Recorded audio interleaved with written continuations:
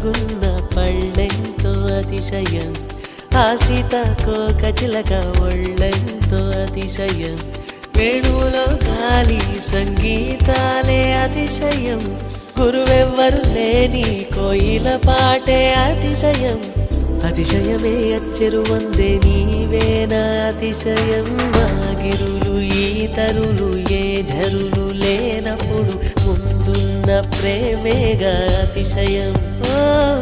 16 ప్రయాణ పరువల్లో అందరికీ పుట్టేటి ప్రేమేగా అతిశయం. పువ్వుల్లో